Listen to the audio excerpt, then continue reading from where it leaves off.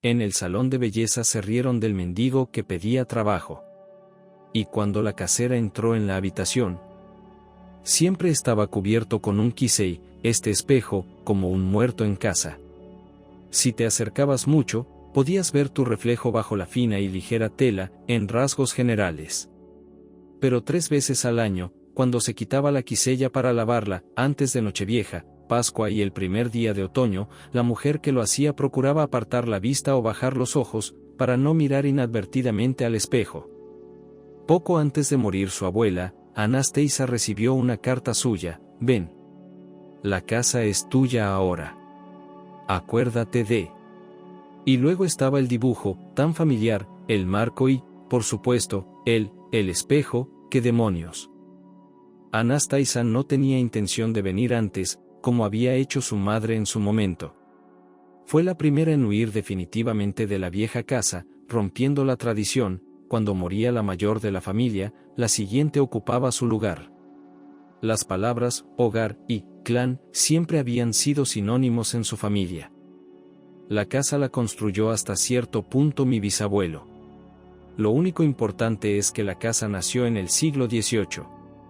Y si antes estaba en un pueblo grande, en una colina, junto al río, con el tiempo el río se hizo poco profundo, se construyó una presa encima, y ahora había que bajar y caminar mucho hasta el agua. Y el pueblo desapareció, y la ciudad se arrastró cerca de la casa, y ya se relamía ante el viejo edificio, ya enviaba gente a comprarlo por nada para luego derribarlo. Y no seas tan férreo carácter de la abuela. En una palabra, todos los que rodaron los labios, tuvieron que admitir, sí, el monumento de la cultura, y la casa en sí, y el jardín a su alrededor, con arcos, pérgolas, grutas y fuentes, también. Bueno, la dueña es una anciana. Así que solo tenemos que esperar, ¿what? Su abuela sabía que no podía legar su patrimonio a su hija. Se estremecía con el mero recuerdo de la casa, con sus tradiciones, su silencio y las cosas que le ponían la carne de gallina, huía de ella, como suele decirse, con la manteca de cerdo en los talones. Al final, mi abuela llamó a Anastasia, y ella vino. No tenía intención de dejar París, no quería volver a Rusia en absoluto, pero todo coincidió. La traición de su marido, un divorcio largo y doloroso, su vida hecha añicos. Y Anastasia hizo las maletas. Sabía lo que hacía, la casa exigía renunciar a todo lo demás. Servirla se estaba convirtiendo en el principal sentido de la vida. Así que, en esencia, en el estado en que se encontraba, tenía 2 opciones: suicidarse o alargar el proceso en el tiempo, dejar que la casa lo hiciera.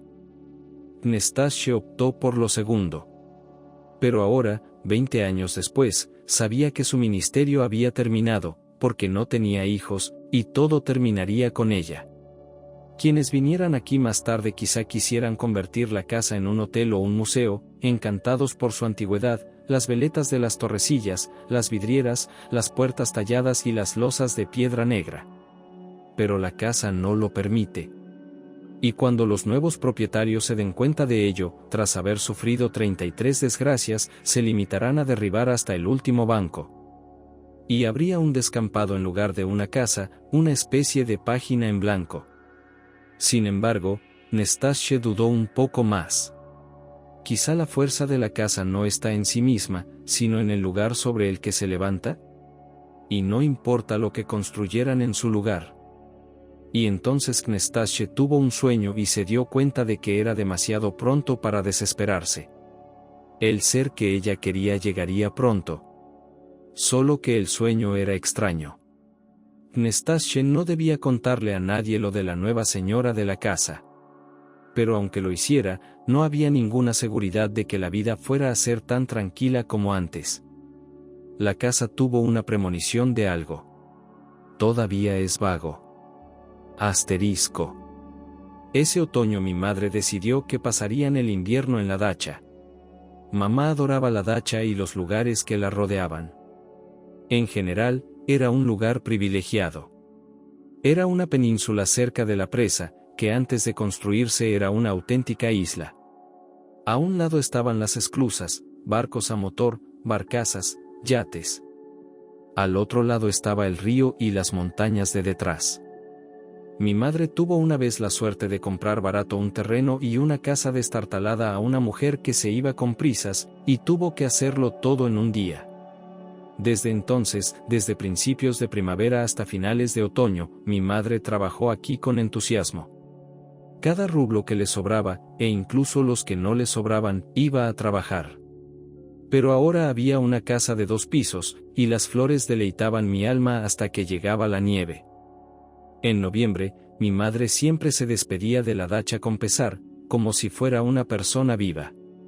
Paseaba por la casa, acariciaba las paredes, palmeaba la puerta como si fuera su propio hombro y prometía que en abril habría un nuevo encuentro. Y esta vez dijo: ¿sabes lo que voy a hacer, Maggie? Voy a invernar este lugar para ti y para mí. Básicamente, la idea no era tan descabellada. Mamá solo necesitaba que funcionara Internet. La casita tenía una estufa estupenda y varias cabras eléctricas, así que nadie se congelaría. Lo único era que casi todos los propietarios de las dachas se marchaban, y la tienda que tenían aquí estaba cerrada hasta la siguiente temporada cálida. Está bien, dijo mamá, iré a hacer la compra una vez a la semana en Burro. Burro, llamó a su viejo coche. Bueno, tendrás que aguantar a tus amigas, continuó mi madre. De todos modos, irás a la guardería 2 días y luego estarás enfermo 2 semanas. Tú no te resfrías tan fácilmente, eres un hombrecito curtido, pero todos estos virus. Así que se quedaron e invernaron bien. Maggie ni siquiera notó la soledad. Resultó ser una felicidad no ir corriendo a la guardería por la mañana, sino tumbarse en la cama y mirar los dibujos de la alfombra. Sus ojos transformaban las líneas geométricas en personajes de cuento. Fuera de la ventana empezaba a amanecer poco a poco, se vislumbraban los contornos de los árboles, mi madre llamaba para desayunar. El aire era vertiginosamente claro, el olor a café fuerte se espesaba, se hacía palpable, los dorados y soleados círculos de huevos revueltos que mi madre espolvoreaba con cebollas verdes que crecían en el alféizar de la ventana, y el ligero ardor de su sabor era una premonición de la primavera. Y en Nochevieja, los dos colgaron en el jardín cortinas centelleantes de guirnaldas, y todo brilló y resplandeció como en un cuento de hadas. Pero entonces, como si se hubieran confabulado, apagaron la luz innecesaria, y entonces las estrellas brillaron en el cielo, y la delgada hoz del mes les prometió riquezas en el año venidero, solo tenían que enseñarle el dinero de plata. No entraron durante mucho tiempo, hipnotizados por la belleza de la naturaleza, y solo cuando estuvieron completamente helados volvieron a sentarse junto a la chimenea. Su madre preparó té de sauce, que crecía en el vecindario en verano. Y mantuvo despierta a Maggie, contándole cuentos de brujas durante mucho tiempo, porque Nochevieja era una noche especial, y se suponía que no era noche para dormir. Enero, con sus muchas festividades, pasó de largo, y en febrero la nieve empezó a lloviznar, y mamá se hizo amiga de la pala quitanieves, porque de lo contrario habrían sido prisioneras de la casita, incapaces siquiera de llegar a la entrada de la casa. En marzo, cerca de la primavera, Maggie encontró las primeras flores de la madre sobrina. Y en abril llegaron los problemas. Luego dijeron que nunca había ocurrido y que nunca volvería a ocurrir. Un accidente en la presa, la que se elevaba sobre su península. Los habitantes de la dacha siempre esperaban la primavera con aprensión. La central hidroeléctrica empezaba a soltar agua, y la cantidad que soltaba dependía de si inundaba las eslites vecinas, y de si el agua llegaba a las casas y a los sótanos. Esto rara vez ocurría, y cuando todo se secaba, los propietarios de las dachas tenían que empezar las reparaciones. Se creía que la presa tenía un margen de seguridad para las generaciones venideras. Pero nadie podía predecir que habría fuertes lluvias en el curso superior del río y que la nieve se derretiría tan rápidamente. Y llegaría el momento en que todas las compuertas se abrirían y el agua se precipitaría por encima, inundando todo a su alrededor. Las tardes eran ya largas, primaverales, y Maggie había salido del jardín sin autorización. Era una escapatoria que no podía ver desde la casa. Iba a mirar el río, el agua siempre la fascinaba, y en ese momento, cuando se arremolinaba y espumaba cerca de la presa, cuando la corriente arrastraba copos de espuma, especialmente en ese momento. Así que, en ese momento, se encontró al borde del agua. Tal vez si hubiera sido mayor, miró a su derecha, habría tenido el suficiente sentido común para darse cuenta de lo que ocurría y disponer de un par de minutos para precipitarse a terreno más elevado. Pero ella no se dio cuenta, no entendió. Y cuando el agua la rodeó, la recogió y la arrastró, solo la salvó el hecho de que sabía nadar. Por supuesto, en el río helado no habría durado ni 10 minutos, pero a su lado estaban los despojos del río, troncos, tablones, todo tipo de chatarra. Y tapas, quizás del sótano de alguien, que se convirtió en una balsa para ella. Todavía no podía haber ayuda, las personas que acababan de ver la inundación aún estaban recuperándose, o llamando a los servicios de emergencia. Y el agua estaba tan fría, y el viento tan hirviente. Cuando la oscuridad empezó a caer ante sus ojos, Maggie solo tuvo tiempo de preguntarse, ¿podía llegar la noche tan de repente? Asterisco. Se sentía enferma. Era muy difícil respirar. Era como si no hubiera suficiente aire en el ambiente. La mano de alguien la levantó y la mantuvo erguida. Pero Maggie ni siquiera podía mantener la cabeza erguida, seguía cayéndosele sobre el pecho. «Tómate algo», dijo la suave voz de la mujer. Colocó almohadas bajo la espalda de Maggie, la puso cómoda y ella misma se sentó en el borde de la cama. «Tenemos que movernos un poco o se nos congestionarán los pulmones.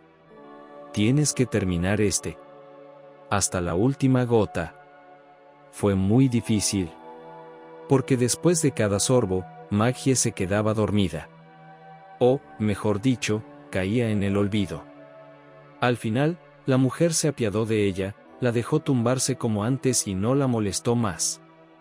Pero desde aquel día, la primera vez que Maggie bebió de la taza, empezó a recuperarse. Ahora, de vez en cuando, se despertaba mirando los objetos que la rodeaban y a la mujer que se acercaba a ella en cuanto Maggie abría los ojos. Era alta, muy delgada y llevaba un vestido oscuro vaporoso. Llevaba el pelo bien peinado y recogido en un nudo. Su rostro era tan severo que parecía incapaz de sonreír.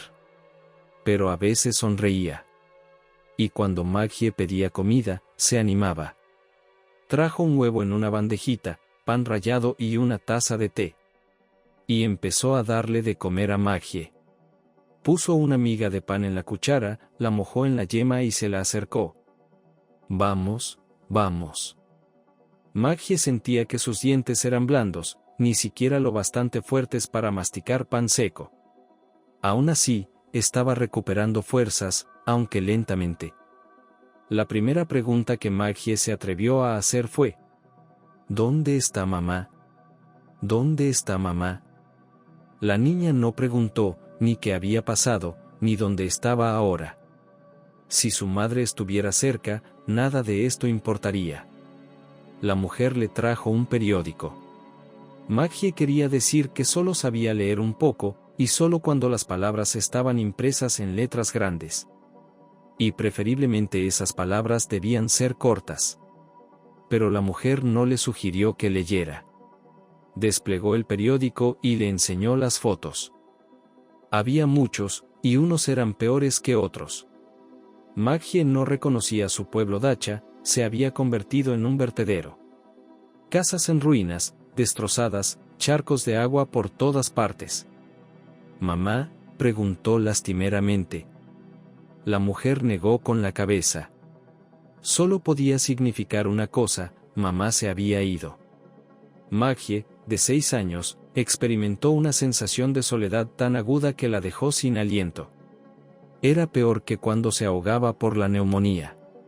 No solo le costaba respirar, sino que ahora no quería vivir. «Me llamo Pnestache», dijo la mujer. «No estarás sola, no tengas miedo. Ahora estarás conmigo». Pasaron unas semanas más hasta que Maggie empezó a deambular por la casa, familiarizándose con ella. Al principio tenía que agarrarse a los muebles por debilidad. Pero cuanto más rápido recuperaba las fuerzas, más lejos llegaba, explorando sus nuevas posesiones. Lo que más le gustó fue el segundo piso, un pasillo soleado con vistas al jardín. Maggie abrió las puertas de las habitaciones una a una, y en cada una encontró un tesoro. Había un piano, antiguo, con candelabros y velas. Allí, una alfombra, que era como un cuadro, un turco con turbante miraba hacia un cenador, donde una hermosa muchacha holgazaneaba en un sofá. Pero una de las puertas estaba cerrada. Sin embargo, la llave sobresalía y Maggie la giró con cuidado. No esperaba poder manejar la cerradura en absoluto, pero la llave giró con facilidad y Maggie entró en la habitación. Estaba casi vacío. En cualquier caso, el mobiliario era de lo más ascético. Un escritorio sobre el que colgaba una vieja radio negra, una silla rígida en la que debía de ser muy incómodo sentarse. Y Maggie pensó que era el velo de la novia. Blanco, fino, en la pared. Lo tocó y oyó una voz de advertencia. No, no le molestes innecesariamente. La chica retrocedió. Instintivamente se dio cuenta de que había hecho algo no autorizado y que probablemente la regañarían. La llave en la puerta estaba allí por una razón. Por supuesto, no estaba permitido entrar aquí. Aún así, no pudo resistirse a preguntar. ¿Qué hay ahí? Nastasia levantó el borde del queso y lo giró ligeramente. Maggie vio el marco de madera tallada. La madera hacía tiempo que se había oscurecido. El marco era muy antiguo. Cuanto menos le hables a ese espejo, mejor. Nastasia no la regañó, su voz sonaba confiada. De todos modos, todo será tuyo más tarde, y lo entenderás. Mientras tanto, no vengas más por aquí, ¿vale? No estaba ordenando, estaba preguntando. Y Maggie asintió con la cabeza. Hay muchas otras habitaciones en esta casa para corretear. Y pasear todo lo que quieras por el jardín. Pero espera aquí, no vengas aquí. Anastasia cerró la puerta con la llave y se la guardó en el bolsillo. Pero ni una sola vez desde aquel día había intentado Maggie quebrantar la prohibición. De mayor, sin embargo, habría sido fácil llegar a la habitación.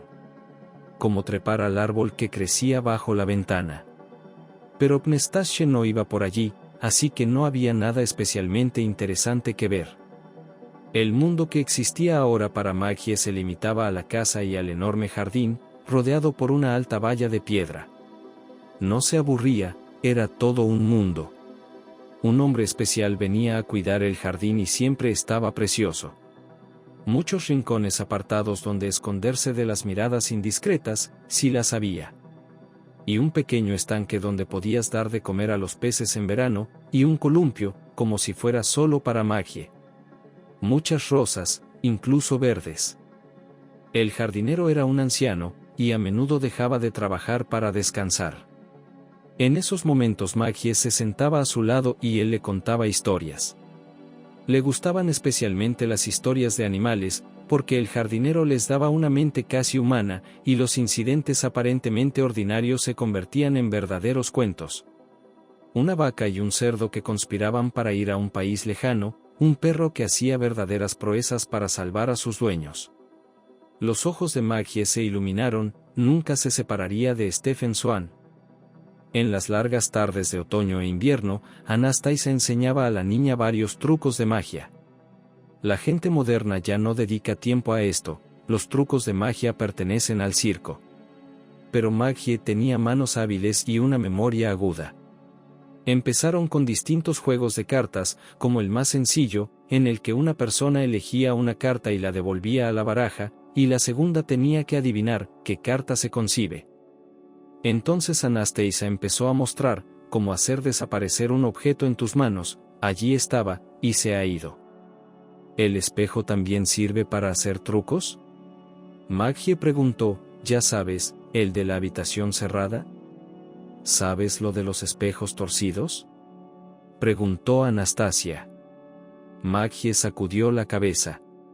No había tenido tiempo de ver aquella diversión generalmente anticuada. como todas las niñas, jugaba a las muñecas y a los juegos más sencillos en una tableta. Entonces te los enseñaré primero, dijo Pnestache. Y luego hablaremos de lo que quieras saber. De vez en cuando hacían salidas. Pnestache se dio cuenta de que no era del todo seguro. Y si algún conocido le preguntaba por la niña, o si alguien de la vida anterior de Maggie la reconocía, la búsqueda de los que habían muerto en la inundación hacía tiempo que había terminado, y Maggie se contaba entre ellos. Si hubiera aparecido de otro modo, Pnestache habría ido a la cárcel. No la habría salvado de unirse a los ángeles si no la hubiera sacado del agua. Pero Pnestache se arriesgaba, y de vez en cuando, a salir por la ciudad con la chica. Siempre lejos de donde vivía, siempre por poco tiempo. Y cuando ella y Maggie regresaban, ambas sentían siempre sensaciones extrañísimas. Cuando abrían la verja, era como si pasaran del presente a un pasado donde florecían las rosas y los columpios se mecían tranquilamente, donde el rápido y nervioso siglo XXI no tenía entrada. Pnestache conducía una máquina más vieja que ella. Pero a Maggie la cuidaban como a un ser vivo, y aún vivía, y los conducía sin prisas a donde quisieran ir. Esta vez fueron al parque. No era una obra de arte de diseño, sino un viejo parque de atracciones de las afueras, una especie de excursión. Los jóvenes, como pájaros en perchas, se sentaban en los respaldos de los bancos, apoyando los pies en los asientos, por los callejones llevaban a los niños en un minitren de vapor con diminutos vagones abiertos. Había Rueda del Diablo, y Margarita, Ilusión, en la que parecía que girabas boca abajo y el techo, que debería estar arriba, flotaba debajo de ti. La sala de los espejos torcidos no era popular y estaba vacía. Una mujer corpulenta, la que comprobaba los billetes, se aburría a su lado. Maggie percibió instintivamente que Pnestache concedía gran importancia a los espejos, así que apretó con fuerza la mano de su amiga mayor. Y, en vano. No había ni una sola persona dentro. La luz del sol entraba por las pequeñas ventanas del techo y las motas de polvo bailaban en ella. Los espejos estaban colocados en fila y Maggie se movía de uno a otro, observando cómo cambiaban su rostro y su cuerpo al estirarse, ensancharse y ondularse. Era divertido, pero nada más. Quizás si los chicos hubieran estado en el lugar de Maggie, se habrían reído y señalado con el dedo su supuesta fealdad. Pero hacía falta algo más para que Maggie se riera. La chica se volvió hacia Pnestache y la miró interrogante. Ahora tendrá más sentido para ti, dijo Anastasia con recato. Mientras tanto, vamos. Pasaron una hora más en el parque. Subieron a la noria. Maggie sentía como si el viento que dominaba la ciudad pudiera levantarla y llevarla con la misma facilidad con que se llevaba las hojas pintadas de otoño. En una cafetería al aire libre pidieron grandes raciones de batido, Maggie, de fresa, Anastasia, de chocolate. Era divertido mojar la pajita en la exuberante espuma. En resumen, fue un día maravilloso. Y cuando llegaron a casa, Maggie nunca mencionó el misterioso espejo. De hecho, se había olvidado por completo de él, tenía bastante que hacer además. Estaba cansada, y durmió tan profundamente que no pareció moverse ni una sola vez durante la noche, que por la mañana se dio cuenta de que tenía la espalda y el cuello agarrotados. Sin embargo, al terminar el desayuno, Anastasia se lo dijo a sí misma. «Vámonos». Maggie se dio cuenta de lo que significaba y se levantó de un salto. Cuando llegaron a la puerta que no había abierto desde aquella vez, Pnestache la abrió, sacó la llave del ojo de la cerradura y se la guardó en el bolsillo. «No volveré a cerrarlo». Se pararon frente al espejo.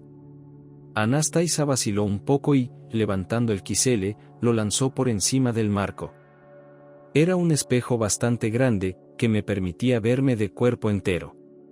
Estaba un poco deslustrado por el tiempo, pero por lo demás parecía bastante corriente. El marco era lo único bueno que tenía, las tallas tan finamente talladas que eran poco comunes hoy en día. Un verdadero tejido de encaje de madera. Maggie dudó un momento. No entendía. ¿Por qué? Empezó, finalmente. Pero ella la detuvo.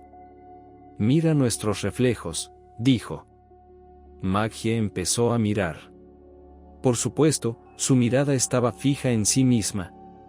Al cabo de un rato, empezó a pensar que la chica reflejada en el cristal era más hermosa que ella. Tenía una piel inusualmente suave, y era como si tuviera un ligero tono dorado en la piel. Los rasgos de Maggie no habían cambiado, era innegablemente ella, pero había acentos. Había una fuerza en su mirada que nunca antes había sentido, y todo su aspecto había adquirido una maravillosa armonía. A Maggie le resultaba difícil apartar los ojos de su reflejo, aquella chica del cristal era tan buena. Desvió la mirada hacia el reflejo de Pnestache y casi jadeó. El rostro sencillo se había convertido en un semblante. Una nariz fina, unos ojos perfectamente perfilados. Pero no había color en aquel rostro, era de cera. Los espejos irían mejor si reflejaran más, pensamiento, dijo Pnestache pensativa. Es una frase de un poeta francés. Se puede traducir de las dos maneras. Ahora mira esto. Retrocedió hasta el escritorio, donde había un álbum de felpa color chocolate sobre la mesa. Pnestache hojeó las páginas y sacó una fotografía de un hombre de mediana edad bastante guapo. Le dio la vuelta para que se reflejara en el espejo. Pasaron unos instantes y el rostro del hombre cambió. Sus mejillas se retrajeron y se hundieron ligeramente, sus labios se curvaron, su mirada se volvió diferente. Era el mismo hombre, pero ahora su cara era un reflejo completo de su carácter. Prepotente, egocéntrico, intolerante. Es mi exmarido, explicó Pnestache. Pero, ¿cómo lo hace un espejo? Maggie estaba asombrada. No lo sé, respondió Pnestache con sencillez. En mi memoria, siempre ha estado ahí. Puede que sea más antiguo que esta casa, puede que mi tatarabuelo, no sé cuántas veces tatarabuelo, lo trajera de algún sitio. Pero cuando lo miras, empiezas a ver tu verdadero yo. No puedes ocultarle nada, para él no hay movimientos secretos del alma. Y ni siquiera puedo decirte si seguirá así si lo sacas de la casa, o si es al revés, si este lugar le da su poder. Pero hay dos cosas que debes saber y que yo te diré. En primer lugar, no puedes sacarlo en público. Se acabará todo enseguida. La gente correrá como buitres a investigarlo, a refutar su poder, algunos lo admirarán, otros se reirán de él. Y no lo soportará. Por eso te enseñé los espejos torcidos. Si alguien lo ve por tu descuido, intenta defender el espejo, di que solo está torcido. Un juguete para el público. Y escóndelo a la primera oportunidad que tengas. En segundo lugar, evita mirarle demasiado. Cuanto más tiempo lo mires, más poder te atará. Lo que te sucederá. Es difícil para mí describirlo. Una vez, cuando estuve mirando al espejo durante mucho tiempo, fue como si algo de él se transmitiera a mí. Después de eso, cuando miraba a la gente, podía leer sus mentes. Pensé que me estaba volviendo loca. Colgué el espejo como antes, y apenas entraba en esa habitación. Y poco a poco fue desapareciendo. Pero daba miedo sentir tal poder. No le es dado al hombre, y no debe invadirlo. Maggie miró a su alrededor con la franqueza de una niña. Y todas las cosas que hay aquí son mágicas, ¿verdad? ¿La mesa y la silla? Anastasia sonrió ligeramente. ¡Qué magia! Es algo que realmente existe, pero aún no podemos entenderlo ni explicarlo. La mesa y la silla son normales y corrientes. Solo esto, dio un golpecito con el dedo en la radio, es algo curioso. Parecía un aparato muy ordinario y primitivo. Plástico negro en la parte trasera, y la parte delantera era blanca, ligeramente polvorienta. Una escala de frecuencia, una rueda blanca. Yo no lo encendería, dijo Pnestache. ¿Por qué? Con él, nunca sabes lo que puedes oír.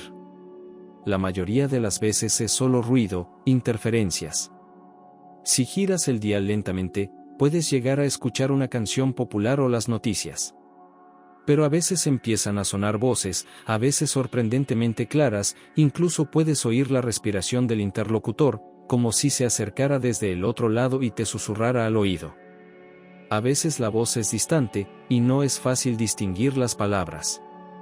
Pero siempre se trata de personas que ya no están en el mundo. Ya sabes, hay cosas como los sueños o los sueños de advertencia. Esto es algo así. Y no solo lo oyes, tienes que interpretarlo correctamente. La radio es una cosa que no debe caer en las manos equivocadas. Puedo. Los labios de Maggie temblaron. ¿Puedo oír a mi madre a través de él? Anastasia la miró con extrañeza. Cariño, nunca es por elección. Siempre es al azar. No obtienes una respuesta a tu pregunta directa. Al menos, yo nunca he sido capaz de hacerlo. Bueno, intentémoslo. Maggie se hizo de rogar. Anastasia suspiró y metió el enchufe en la toma. Los nervios de Maggie estaban tan excitados que se estremeció violentamente en cuanto el receptor cobró vida y siseó. Anastasia hizo girar lentamente la rueda oscurecida por el tiempo, tocándola ligeramente con el dedo índice. Informe meteorológico, sibilancias otra vez, una vieja canción sobre un camionero, sibilancias, silbidos, ruido, algún tipo de programa de sorteo de premios, la voz deliberadamente animada del presentador, fracaso, silencio total, y entonces una voz fría carente de toda entonación dijo, Metro. Ahora Anastasia ya se estremecía. No creo que oigamos nada más hoy, dijo. Pero Maggie sabía que obedecería a Anastasia y no volvería a molestar al espejo. Pero si la habitación no estaba cerrada, se colaba de vez en cuando y tocaba la rueda, la movía 1 milímetro cada vez, una fracción de milímetro cada vez, con la esperanza de oír su propia voz, de poder enviar un mensaje. Y ni una sola vez ocurrió. Al principio Maggie encontraba la oportunidad de venir todos los días, aunque solo fuera unos minutos. Luego, frustrada y decepcionada, abría la puerta una vez a la semana, no más a menudo. Las canciones sustituían a las noticias, a veces el canto de los pájaros, a veces un ruido acompasado, como si hubiera un mar al otro lado. Y rara vez, muy rara vez, se oían extrañas palabras desgarradas pronunciadas con voz extranjera. Palabras que Maggie no creía que tuvieran nada que ver con ella. Con el tiempo, se convirtió en una tradición para ella venir aquí 3 veces al año. En su cumpleaños, en el de su madre y en el aniversario del día en que el agua se llevó lo que había sido su península, se llevó toda su vida anterior. Anastasia no solo mantenía a Maggie fuera de la escuela, sino que intentaba asegurarse de que el menor número posible de personas supiera que la niña vivía aquí. Anastasia empezó a enseñar a Maggie por su cuenta. Lo hizo de forma responsable, los libros de texto e internet fueron de gran ayuda, tuvo que garabatear un montón de caligrafía antes de que desarrollara una bonita letra. ¿Cuántos libros hubo que leer antes de que la lectura se convirtiera en una necesidad para Maggie? Le enseñó francés por diversión, y para que no olvidara el idioma, decía. Y a la edad de 16 años, Maggie ya hablaba con fluidez 2 idiomas, casi dominado el plan de estudios de secundaria, o matemáticas, lo que es una tortura que son, rasrabisled en los entresijos de la jardinería, no se olvidaron ni trucos, aquí las habilidades de la chica eran indudables, al menos en el circo para llevar a cabo. Poco antes de su muerte, Anastasia le hizo un último regalo. Bajó rápida e inesperadamente a todos. Anastasia siempre había sido delgada y nunca había tenido rubor en las mejillas, pero a Maggie le parecía que su amiga mayor era tan eterna como esta casa, no podía imaginar su vida sin Anastasia. Y la mujer nunca había cogido un resfriado que recordara. Como había cogido una pulmonía sin haber estado nunca en ningún sitio, sin haberse congelado. Pero Anastasia se contagió de golpe, en un solo día. Y con la misma fidelidad que una bestia presiente la proximidad del fin, se dio cuenta de todo sobre sí misma. Una vez llamaron a un médico, que administró el tratamiento sin prever un mal desenlace, sin hablar siquiera de un hospital. Pero Anastasia se lo contó a Maggie, que la cuidaba. Siéntate, quiero hablar seriamente contigo. Maggie estaba asustada. Solo había visto esa expresión en la cara de Anastasia una vez, antes de llevarla a la habitación secreta. Se fijó en que había carpetas en la silla junto a la cama. Al parecer, la enferma había llegado de algún modo al armario donde guardaba documentos y otros papeles importantes. Te culpo, dijo Nastasia, te crié como a un Mowgli. Y te diré, porque ya no puedes mentirme, que no lo hice tanto por ti como por mí misma. No sé cómo habría sido tu vida, pero si hubieras quedado huérfana, no creo que me la hubieran dado a mí. Hay tanto papeleo, una cola de gente que quiere acoger a un niño en una familia. ¿Si me quedo huérfana?, repitió Maggie lentamente, separando una palabra de la otra. Anastasia asintió. Me prohibí a mí misma enterarme de nada sobre el destino de las víctimas de las inundaciones, me fuiste enviada como una señal de lo alto. Al menos así lo entendí yo. Yo no tengo hijos, y esta casa debía pasar de mis manos a otras manos cariñosas. Por eso, cuando llegaste, yo estaba callada como un ratón bajo una escoba, y tú y yo empezamos a llevar una vida tan recluida. Dime, sinceramente, Nastasia tocó la mano de la muchacha con sus dedos finos y esta vez muy calientes, ¿te has sentido mal conmigo todos estos años? Pero Maggie estaba en un estado de confusión total. ¿Y si su familia estaba viva? ¿Y su madre estaba viva? ¿Era por eso por lo que nunca había oído la voz de su madre en la radio de los muertos? Anastasia interpretó su silencio a su manera. Lo comprendo, dijo. Que sepas que te quise mucho, mucho. Como a la hija que nunca tuve.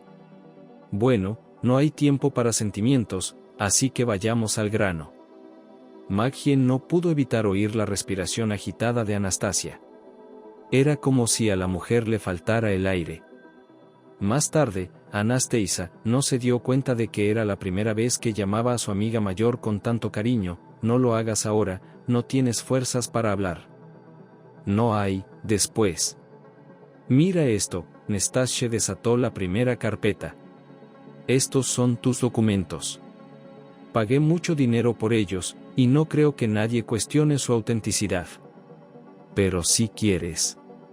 Si la vida te va así, algún día podrás conseguir unos auténticos.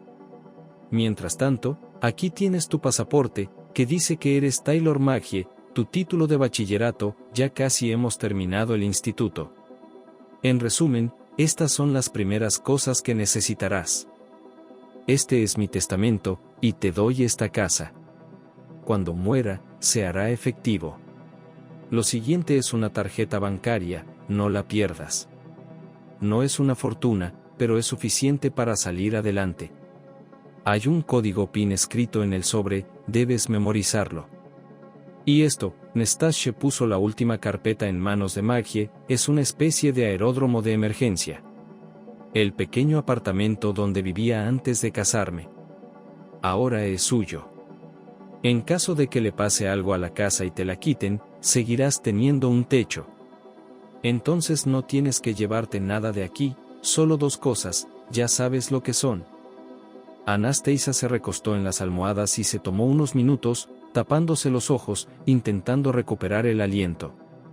Y, no es por asustarte, pero debo contártelo también. No te preocupes por el funeral, nuestro jardinero se encargará de todo. Lo tuyo es entrar en tus derechos como heredera lo antes posible. No debería ser muy difícil, no tengo otros parientes. Por primera vez en la memoria de Maggie, Nastasia estaba equivocada.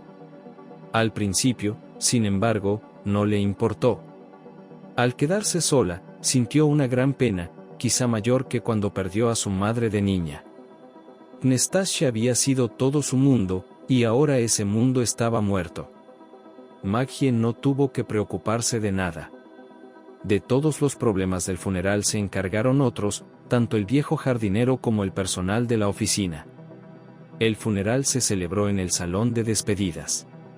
Maggie se dio cuenta de que Nastasia no quería dejar entrar a más gente en la casa ni siquiera después de muerta. Había un rostro cansado y severo en su ataúd, y a Maggie le pareció que ahora Anastasia estaba escuchando a alguien, a ellos, los vivos, invisibles, y lo que decía no le gustaba. A la profunda pena de la muchacha se unió también la ansiedad. Y cuando Maggie regresó a la casa donde había pasado la mayor parte de su vida, le pareció vasta, desolada y sombría, una verdadera cripta. Nunca antes había evocado tales asociaciones. Lo que Anastasia había temido comenzó casi de inmediato. Alguien vigilaba de cerca la vieja mansión, y no iban a dejar que cayera en manos de un joven propietario. Volvió a sonar la palabra metro, la primera que había oído en la vieja radio. La ciudad estaba a punto de construir nuevas líneas de metro. A este respecto, se decidió reasentar a las personas que vivían en casas antiguas. Decían que esos edificios no resistirían las obras del metro. Pero no se podía pensar que lugares prestigiosos del centro quedarían vacíos. Se venderían al triple de precio, las casas serían demolidas y sustituidas por oficinas de empresas y centros comerciales. Los reasentados serán enviados a los suburbios. Van a construir rascacielos de clase económica especialmente para ellos. Y la mansión donde vivía Maggie cayó en uno de los nuevos barrios previstos para la construcción. Era un grano en el culo. Quizá haya algunos estados en el mundo donde las casas antiguas cuyos dueños no quieren ceder al cambio se dejan en paz. Y las rodean nuevas autopistas y cabañas vecinas con edificios futuristas. Pero estaba claro que este no era el caso aquí. Y Maggie empezó a recibir comisiones, que no se podían evitar, cuanto más se comportaban estas personas de forma hostil. Al final, el inspector del comité de tierras, un hombre alto y delgado con una especie de cabecita de pájaro, le dijo a Maggie: «Serás indemnizado. El valor catastral de esta casa no es muy alto», mencionó una cantidad ridícula. «Puedes, por supuesto, demandar, pero solo perderás tiempo». «¿Quieres decir que me quitarán la casa?», preguntó Maggie ingenuamente. Su interlocutor rehuyó responder. «Hay que buscar un nuevo lugar para vivir». Maggie no siguió escuchando. Pero el jardinero le dijo esa noche que había rumores de que las autoridades tenían otros planes. «Es una casa muy bonita. No se puede encontrar una casa tan antigua hoy en día». Le dirán a Maggie que no es un monumento cultural. O tal vez ni siquiera pongan excusas. Una chica solitaria, tranquila y tímida, no es rival para ellos. Y aquí, al parecer, van a hacer un hotel. Un río cerca, un pequeño parque en el jardín, las viejas ventanas serán sustituidas por otras de plástico. Maggie llegó a sacudir la cabeza, imaginándose este cuadro. E incluso antes de empezar la pelea, se dio cuenta de que iba a perder. Ahora venía gente todos los días. Parecían tener cosas que hacer, algunos para firmar, otros para aclarar. Pero Maggie sabía que querían ver el interior de la casa. Anastasia no dejaba entrar a nadie. Para ver si había algo de comer. ¿No venderá estas sillas?, preguntó el visitante. ¿Y las estatuillas? ¿Un jarrón? Cosas mucho. Es poco probable que usted se compra un apartamento tan grande para caber en ella todo el bien. Y en la tienda de antigüedades para arrastrar lejos y problemático. Vamos a darle un buen precio de inmediato. Maggie no tenía ni pizca de conocimientos comerciales y seguía sin considerarse una propietaria de antigüedades. Anastasia sí lo era. Solo había una cosa de la que Maggie se sentía responsable, y era sacar lo que había en la habitación secreta. Aún no había dejado entrar a nadie más, aunque había habido gente que había querido hacerlo. ¿Qué tienes ahí?, otro invitado apretó el pomo de la puerta, aparentemente despreocupado. Nada. Mis efectos personales, y Maggie se tocó los dedos para tranquilizarse, tocando la llave que ahora llevaba siempre en el bolsillo. Y entonces el tipo del comité de tierras le dijo que el testamento era inválido por alguna razón, así que la casa pasaría al Estado y Maggie no sería indemnizada. La chica solo le miró con ojos grandes y asustados. Estaba completamente indefensa, y el funcionario llamado Bones lo comprendía bien. Así que solo puedes llevar contigo tus efectos personales, dijo. Maggie se dio cuenta de que tal vez no le permitieran sacar el espejo de la casa. Después de todo, su marco, su encaje de madera, era una obra de arte, y alguien podría quererlo. Encargó un marco nuevo, el más sencillo, de pino. Cuando llegó y el jardinero lo introdujo en la habitación, Maggie no le dejó trabajar más. Lo haré yo misma, se paró en la puerta, sin darse cuenta de que era como una enfermera, que nadie podía cuidar a un paciente contagioso. Si iba a haber consecuencias, sería solo para ella. Maggie se acercó al espejo, suspiró profundamente y tiró de la tela. Llevaba toda la noche consultando internet desesperada por su propia torpeza. Al hacerlo, tuvo cuidado de no mirar siquiera casualmente el cristal. El espejo le parecía el juez, al que era imposible ocultar nada. Y temía verse a sí misma con el rostro contorsionado por la confusión y el miedo. Pero era imposible no tocar el espejo, imposible alejarse de él, y Maggie empezó a sentir que algo ocurría en su interior. Los sonidos se volvieron especialmente nítidos, podía oír el rascar de un ratón en algún lugar lejano de la casa. Los colores se volvieron claros y brillantes. El amanecer apareció en todo su esplendor mientras ella estiraba las piernas, que ya le dolían sin piedad. Maggie se acercó a la ventana y se quedó helada, pensando que nunca había visto tanta belleza. Los colores brillantes del sol naciente, el canto de los pájaros. Maggie se cubrió la cara con las manos, pensaba que no podría soportarlo todo, que se estaba volviendo loca. Pero quedaba una última cosa. Apartó con cuidado el viejo marco desmontado, envolvió el espejo en papel rugoso y lo ató con cuerdas. Escondió una radio en blanco y negro poco atractiva en una bolsa. Al acercarse a la puerta, ya sabía que el jardinero iba a subir al segundo piso, y que no le agradaba la forma en que había vacilado. ¿Ya está?, se preguntó, mirando lo que ella estaba a punto de salir de la casa con. Una bolsa con ruedas, con cosas. Un pequeño bolso con documentos. Una bolsa de plástico con algo, al parecer, de peso ligero, y un espejo, que nadie podía tocar ahora, solo un vaso viejo. Eso es, confirmó Maggie. ¿Puede llamarme un taxi? Esta es la dirección. Nunca había estado en el apartamento, cuyas llaves le había dado Pnestache, poco antes del final. A decir verdad, Maggie estaba tan conmocionada que ahora no le importaba dónde vivía. Tú te quedarás aquí, le dijo al jardinero, tú les dirás que he desalojado la casa, que me he ido. Agitó las manos, y de nuevo el gesto resultó impotente. Maggie podía leer fácilmente los pensamientos del jardinero, podría coger algo de aquí para mí. Se puede hacer dinero con las antigüedades. Tómalo, dijo Maggie, como un recuerdo de Pnestache. Eras buena con ella. Y tu jardín era tan hermoso.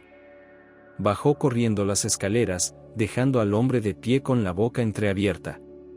El viaje fue al otro lado de la ciudad. Maggie se acomodó en el asiento trasero, y apoyó espejo con cuidado, como una niña. No quiso que el taxista la ayudara a subir sus cosas, aunque él se ofreció. Lo peor era que el apartamento era de una sola habitación. A Maggie no le importaban los metros, pero vivir con el espejo en una sola habitación. Entonces vio un armario empotrado en el pasillo, y con un suspiro de alivio colocó allí su carga. Ni siquiera desplegó el papel. Luego cerró el armario, y puso un gancho encima para asegurarse. Pnestache no había alquilado el apartamento a inquilinos, nadie había estado aquí en mucho tiempo, y el aire estaba viciado. Olía a polvo, si es que el polvo podía tener olor. ¿O era la sensibilidad de Maggie ahora, como un perro pastor? La chica abrió las contraventanas, y solo ahora empezó a mirar a su alrededor, era un apartamento de lo más corriente. Y los estetas actuales sin duda lo llamarían asesinado. Papel pintado y flores en la habitación, muebles del siglo XX. Un mueble de pared, y unos cuantos jarrones de cristal, un sofá cubierto con una tela escocesa.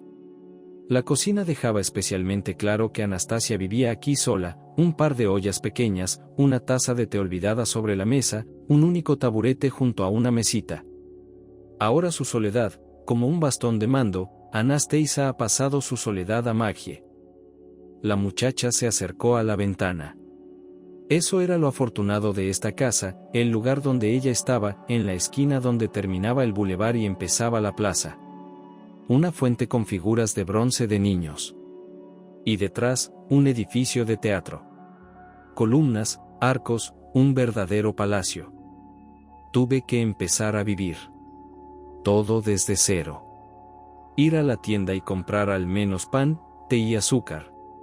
Lavar las cortinas polvorientas, guardar las cosas. Pero Maggie vaciló, mirando el edificio que le recordaba a un palacio. Sabía que algo estaba a punto de ocurrir. La sensación era tan clara que un escalofrío recorrió su espina dorsal. Necesitaba dejar de ser una Robinson de corazón, acabar con la reclusión involuntaria en la que había vivido todos estos años. Comprender todo lo que aún no sabía. Entender qué tiendas necesitaba y cómo debía comportarse en ellas, qué y dónde en esta gran ciudad, cómo utilizar el transporte. La situación de Maggie era peor que la de un extranjero, el que no conocía el idioma, pero entendía algunos principios generales, trazaba paralelismos. Maggie era perfecta, una pizarra en blanco. Y ella no tenía un alma familiar en esta ciudad. Solo vagos recuerdos de su infancia sobre cómo deberían ser las cosas. Porque entonces era muy pequeña, acababa de cumplir 6 años. Sus primeras incursiones en el mundo habían sido más parecidas a viajar a otro planeta que a pasear por la ciudad. Encontró una panadería en el primer piso de su casa, y allí fue. Como no conocía el valor del dinero, compraba siempre con moderación. Había días en que se conformaba con pan y leche. En los momentos en que estaba preocupada, su apetito se apagaba por completo. Y ahora siempre estaba temblando, debido a la abundancia de nuevas impresiones que la vida le había preparado. Pero casi todas las tardes encontraba una oportunidad para sentarse junto a la ventana. A las 7 empezaba la obra en el teatro. Y en vísperas de la representación, llegaban coches, la gente vestida de gala corría a la entrada y subía los escalones. Maggie nunca había ido a la iglesia, pero algo parecido, reverente, le parecía que emanaba de este palacio. Y la expresión, templo del arte, le resultaba desconocida. Y sin embargo, incapaz de resistirse a lo que la impulsaba a ir allí, compró el billete. Era imperativo que entrara con los demás. No tenía mucho atuendo, de hecho, aquellas modestas cosas no podían llamarse atuendos. Excepto un vestido negro de seda, que rara vez se ponía, y que parecía más nuevo que los demás. La última vez que Maggie se lo había puesto había sido en el funeral de Anastasia. Mientras se arreglaba el pelo con un peinado sencillo, dudó unos instantes. Solo había un espejo en su apartamento, uno pequeño en el cuarto de baño. Lo único que podía verse en él era la cara. E incluso entonces, en la penumbra. Y necesitaba saber cómo era. Y Maggie sabía quién le diría la verdad. Se acercó al espejo, cuya silenciosa presencia siempre había sentido, y levantó el tul que lo cubría. Una chica delgada, casi etérea, la miraba inquisitivamente. Parecía la ilustración de un libro, los ojos grandes, las manos, el contorno de la cabeza, el cuello, exactamente igual que un gráfico. Maggie suspiró, convulsa y aliviada a la vez. Se dio cuenta de por qué el espejo la veía así. Inconscientemente, temía que la pena, la confusión, la impotencia, hubieran desfigurado su alma. Ya se había dado cuenta de que era el alma lo que reflejaba el cristal. Pero no. Aún no se había encontrado a sí misma en el mundo, absorbiendo lo que veía, olvidándose de sí misma. Y el espejo la hacía verse así, como si un trazo de bolígrafo la hubiera dibujado ahora. Y aún así era buena. Un cuarto de hora antes de que comenzara la representación, atravesó las puertas del teatro, uniéndose inmediatamente a la corriente de espectadores. Nunca antes había habido tanta gente. Se agolpaban en la sala, paseaban por el vestíbulo. En realidad, este teatro no tenía nada de especial que lo distinguiera de los demás. Escaleras al segundo piso, y desde allí la entrada al balcón. Al pie de la escalera había un pequeño jardín de invierno y un estanque con peces de colores. Un buffet en un rincón, música, risas y luces de colores. Como Maggie acababa de mirarse en el espejo, ahora veía muy vívidamente, en fragmentos, como si pasara de una imagen a otra. Aquí había una mano con un vaso de cristal, una paja que surgía de la espuma blanca. Aquí había un pez moviendo la cola en las profundidades misteriosas, y la cola era translúcida, como un penacho de oro. Las puertas de la sala se abrieron. Todo estaba lleno de expectación, de premonición. Maggie entró tímidamente, como si no estuviera segura de el lugar donde se realizaría el milagro. Ella lo sentía. Pero era imposible sumergirse por completo en esa impresión, tenía que encontrar su fila, su lugar. Finalmente, se hundió en la silla de terciopelo rojo y se quedó inmóvil, sin apenas respirar. La representación le causó una impresión sobrecogedora. Hacía mucho tiempo que nadie lloraba con una opereta antigua. Silva llevaba años en este teatro. Pero Maggie estaba hipnotizada por la música, las lágrimas acudían a sus ojos. Estaba sentada cerca del escenario y, cuando Silva le echó el borde de la boa al hombro, una pluma escarlata cayó en el regazo de la muchacha. Maggie la aferró entre sus dedos en un gesto puramente mecánico. Casi desde el principio, su mirada se fijó en el actor que interpretaba al protagonista. Tal vez igualaba a Edwin en años, era mayor, pero en la actuación, todo está condicionado. Maggie vio a un hombre alto, escultural, de rasgos nobles. Y cómo le daba la mano a la heroína, era ternura, hasta la punta de los dedos, la ternura que hace que el corazón se detenga. Maggie se dio cuenta de que la obra había terminado y tenía que irse a casa. Aún podía oír la música, aún podía estar allí. Y en casa no podía pensar en otra cosa que en el mágico cuento de hadas que se desarrollaba ante sus ojos. Y nunca antes había tenido sueños como los de aquella primera noche. A partir de aquel día, Maggie se convirtió en una asidua del teatro. Había ballet y ópera, pero ella siempre iba solo a la opereta, donde el cartel llevaba el nombre del artista cuya imagen se le aparecía ahora en cuanto cerraba los ojos. Semana tras semana, mes tras mes, Maggie vivía así. Intentaba hacer cosas durante el día, aún se compraba algo de comida escasa, buscaba un lugar que la contratara. Pero las cosas no funcionaban, y la gente que rechazaba a Maggie era comprensible. La chica daba la impresión de ser rara. Era como si te mirara, pero veía algo propio, y sus labios sonreían ligeramente. Una empleada de recursos humanos se lo preguntó de forma brusca y grosera. ¿Estás enfermo?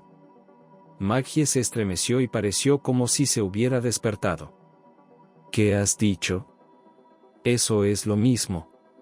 Aquí tenemos producción, un taller, todo el mundo tiene que estar atento, y tú estás soñando en unas nubes.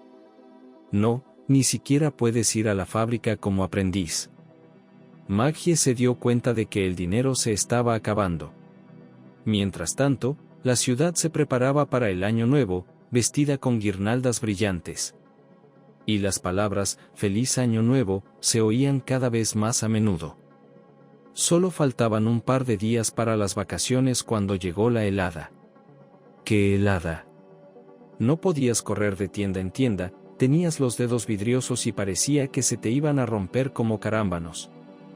Y fue necesario que, cogiendo su chaqueta en la consigna después de la actuación, Maggie oyera a las dos chicas que tenía delante discutir si merecía la pena esperar a la salida para pedir un autógrafo, o si hacía demasiado frío y era mejor irse directamente a casa.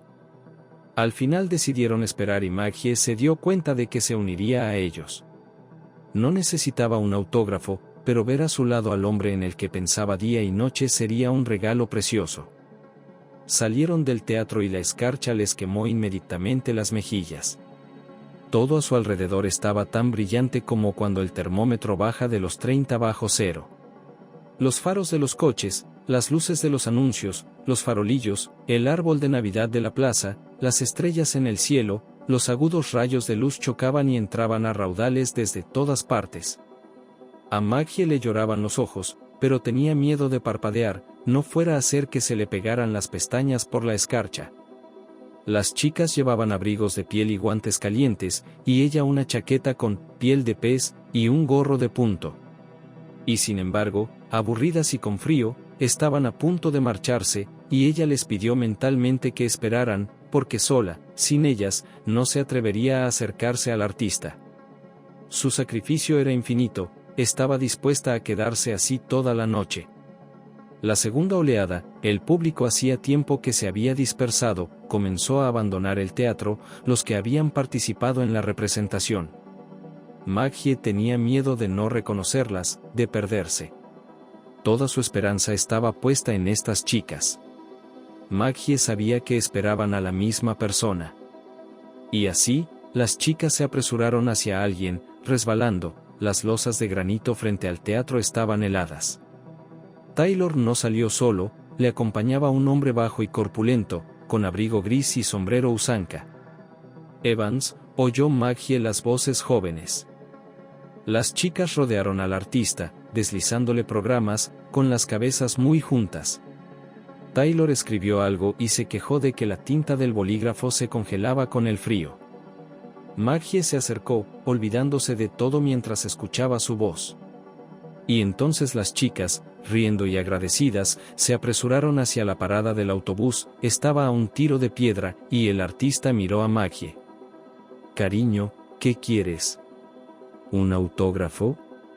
De la emoción y de que se estaba congelando, Maggie no podía ni pronunciar una palabra. El acompañante de Taylor también miraba a la chica. Tenía unos 45 años. Rostro sencillo y poco impresionante. El artista se había puesto serio. «Cariño, ¿tienes algún sitio al que ir?» Maggie podría haber señalado su casa, al otro lado de la plaza, no a 2 pasos, sino a 1 paso y medio, pero estaba temblando como un cachorro. Habría temblado así de haber sido un verano caluroso. Todo se reducía a quien le hablaba. Los hombres se miraron. «Iremos con nosotros», dijo Evans, preocupado y, sin embargo, con mucha dulzura. «Al menos tendrás una noche de sueño caliente. Tendrás frío aquí por la mañana, niña». Más tarde Maggie se enteró de que no había nada sorprendente en el comportamiento del artista. Él venía de una familia teatral, su padre también jugó, y su nombre era conocido. Y no contar cuántas familias han sobrevivido a la gira, semipobres condiciones, a veces vivían en hoteles pobres, y mamá Evans se hizo cargo de los jóvenes artistas, como si realmente era su madre. Ella se hizo cargo de la cena, se hizo cargo de las cosas. Hace mucho tiempo no había mamá en el mundo, pero Taylor seguía siendo su hijo favorito. Y en un instante, el aparentemente olvidado resucitó, y actuó como ella habría actuado. Resultó que el acompañante era un viejo amigo suyo, periodista, y ambos se alegraron de conocerse. Hacía calor en el coche, Maggie se acomodó en el asiento trasero y escuchó su conversación, sin entrar realmente en ella y sin creerse realmente lo que estaba pasando. Taylor vivía en una de las viejas casas del mismo bulevar que se había convertido en el Arbet local 30 años atrás. En los años 90, los inquilinos de los apartamentos del primer piso habían sido obligados a mudarse, algunos por amabilidad, otros por amenazas, y ahora todo eran pequeñas tiendas. Y el bulevar se decoraba antes de Nochevieja tan bellamente como cualquier calle de la ciudad. Y los farolillos creaban una ilusión del siglo XIX, y la imaginación podía evocar fácilmente caballos, carruajes, damas con vestidos largos y pieles. «Evans, no empieces cualquier variedad, tengo una úlcera», dijo el periodista, «solo té. Y nuestro invitado debe ser servido té caliente por todos los medios». Maggie se sentó en la sala grande, en el sofá, y puso las manos entre las rodillas, intentando mantener el calor al mismo tiempo y asegurarse de que nadie viera cómo le temblaban los dedos. Evans, que anfitriona, se tomó su tiempo, sagradamente preparando té, y, «siéntate, no me ayudes, cortando queso y salchichas». Si el periodista no quería comer, la chica sin duda tenía hambre y necesitaba alimentarse. Parecía tan agotada. Él mismo le llenó el plato, sirvió té en una taza grande. Los hombres hablaron durante un rato, quizá querían dar a Maggie la oportunidad de volver en sí, o quizá se habían dejado llevar y se habían olvidado de ella. Maggie captó fragmentos de frases, hablaban de nuevas obras de teatro, de algunos guitarristas famosos que pasaban por su ciudad. Evans quería oírlas, pero no tenía por qué. Me pasé toda la noche sentado en su habitación de hotel, dijo el periodista. Vincent se dejó llevar y tocó una cosa tras otra. Dime por qué has venido a verme, dijo Evans de pronto a Maggie. Y ella, que durante todos estos meses no había hablado a nadie, de nada, de sí misma, empezó a hablar de verdad, divagando, confusa, deteniéndose a veces durante mucho tiempo, eligiendo palabras, encontrándolas, no encontrándolas. No ocultó que se había criado en la vieja casa de las leyendas. Sonrojándose un poco, dijo que Knestashe era una pariente lejana que lo había sustituido todo para ella, sus amigos, sus compañeros de clase. Pero ahora Knestashe se había ido, y a Maggie no le quedaba más alegría que vivir una ilusión. Tarde tras tarde para olvidarse de todo, mientras la actuación sigue su curso, y puede ahogarse en esta música, vivirla, respirarla, y Maggie no necesita nada más. Bueno, y ella no tiene trabajo todavía, aunque no valía la pena mencionarlo en absoluto, es solo de ella, los problemas de Maggie. Cuando dejó de hablar, Taylor miró a su amigo. Un movimiento de cejas. ¿Qué pasa, Thomas? ¿Sabes lo que se me ocurrió? Evans dijo, mi cuñada y yo no nos llevamos muy bien, pero, como suele decirse, observamos la cortesía, tratamos de hacernos favores. Ella tiene su propio salón de belleza. Y allí, por lo que sé, hay volumen de negocios. No es por el salario, el carácter de la señora es muy perra. Pero por primera vez. ¿No quieres intentarlo? Le escribiré una nota, es imposible localizarla por teléfono, hay conversaciones todo el día. Inténtalo, chica. Y luego pensaremos en otra cosa. Y cada vez que espero que usted dirá que Irland es tuyo, divorciado, dijo el periodista, siempre he pensado que Lelia y en el 10º marido no se detendrá. Ella irá de cabeza sobre los talones, subiendo más y más alto. Irland será el final del camino para ella. No sé quién será capaz de encontrar un lenguaje común con esta perra. Aún así, Maggie esperó unos días, no fue a ningún sitio, no preguntó por un trabajo, se armó de valor. Las vacaciones de Año Nuevo también la ayudaron. Todo estaba cerrado, miraras donde miraras. Y entonces el dinero se acabó completa e irrevocablemente. No podía pedir limosna, ¿verdad? Averiguó la dirección del salón de belleza y fue. Ahora Maggie siempre iba andando, aunque los extremos fueran grandes. Se dijo que así conocería la ciudad, que aún le resultaba desconocida. Y no había nada más que hacer que sentarse en casa. Por el camino, se convenció a sí misma de que debía mantenerse firme, lo peor que podía pasar es que la rechazaran. Pero la vida tampoco acababa ahí, entonces buscaría otra cosa. Además, tenía una nota de un viejo artista. Evans le parecía tal deidad que no podía imaginar quién podría rechazarlo. Pero le hacía gracia que él fuera Taylor y ella Taylor por su nuevo apellido. Era como pasar lista en el espacio. O tal vez Knestashe, intuyendo algo, había elegido ese nombre para ella. Maggie se animó, pero cuando vio el moderno edificio de 2 plantas, volvió a sentir miedo. Parecía un cubo caro y muy grande, el tipo de cosa con la que podría jugar un gigante. Miró una vez más la dirección que había anotado en el papel, con la esperanza de que fuera otra casa. No, era un salón de belleza. Maggie suspiró, cerró las manos en puños y empezó a subir los escalones. La puerta se abrió delante de ella, enviando una ola de aire caliente a través de ella. Maggie entró y se quedó inmóvil, sin saber qué hacer. ¿A quién acudir? En el mostrador de recepción estaba sentada una chica muy joven, guapa, con una bata verde uniforme. Saludó y preguntó si Maggie tenía una cita. Y si era así, ¿con quién tenía cita? Estoy sobre el trabajo. Maggie tuvo que toser y repetir la frase. Una segunda chica se acercó a la recepcionista, alta, escultural, con el pelo recogido en una coleta. A juzgar por su bata, también trabajaba aquí. Obviamente iba a decir algo, pero al oír las palabras de Maggie se limitó a resoplar. La recepcionista seguía intentando mantener la cortesía. ¿Qué querías ser? ¿Tienes algún tipo de formación? Tal vez seas esteticista, peluquera, manicurista. Cualquier cosa. Maggie sintió una nota suplicante en la voz. No, no fui solo al instituto. ¿Quieres ser señora de la limpieza?, explicó la pelirroja de la coleta a su compañera de trabajo. Creo que no tenemos, empezó la recepcionista. Chica, dijo la pelirroja despectivamente, deberías empezar por otro sitio. Como agitar un trapo en la estación de tren. Aquí tienes que encajar, ¿sabes?